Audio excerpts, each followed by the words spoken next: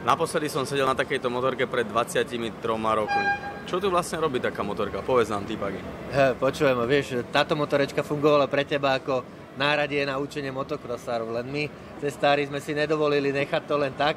Museli ste to zmodifikovať. Museli sme to urobiť pre nás, vidíš, že je tam obutá iná guma, ale využívame to, lebo je to veľmi dobrý stroj na to, aby sme naučili deti jazdiť v našej motoakadémii. Tak v podstate ja som sa na tom naučil dosť kúskov a je to nezničiteľný stroj takisto a pre vašich to takisto poslúži veľmi pekne, sám som to aj videl. Niečo nám približ tú vašu akadémiu trošku. Akadémia funguje už v podstate 4. sezónu. Začínali sme v úplne pionierských podmienkách, vieš si to predstaviť, ako každý, kto v motorkách začína. Mali sme malé minimota, mali sme tieto PVčka. V podstate toto nám starý pán Talmáči, určite to meno pre všetkých cestárov niečo hovorí, ukázal a bolo to náradie, na ktoré sme sa zavesili a ktoré sme začali používať. Rovnako takisto potom práve z tej maďarskej strany sme začali používať aj tieto Hondy, NSR-ky, 50-ky, potom sme to trošku vyšťuchali kvôli tomu, lebo tie 50-kové motory pre tie malé deti boli trochu náročné, tak sme do toho obuli jednu čínu 140-kový štvortaktný motor, ktorý tie decká úplne vyhovuje.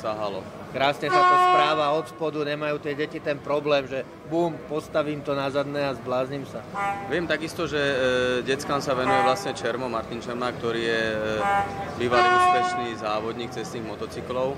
Ten nám tu dneska chýba, ale v podstate ten program máte určený len pre deti, alebo jak to máte obmedzené vekovo?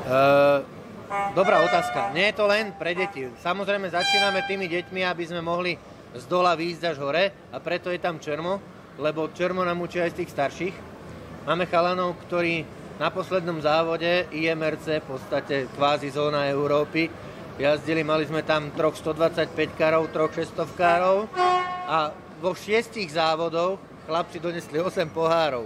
To boli všetko chalani, ktorí šli do školy. Počúvaj ma. Áno, je to také, že nevychádza, ale je to dvojpretek. Jasne. Takže je to kvázi 6 kategórií, ale jazdí sa to 2-krát. Super, takže úspechy žnete aj na závodoch, nielen to, je to vidieť, že vaša práca asi je dobrým smerom nastavená, takže držíme vám palce a dúfam, že vychováte niekoľko závodníkov ďalších úspešných, či menej, či viac, ako bolo napríklad Čermo a držíme vám palce, veľa zdravíčka a zase sa niekedy ukážeme u vás. Dúfam, že budeme takí dobrí my na ceste, ako si bol ty na blate. Ďakujem.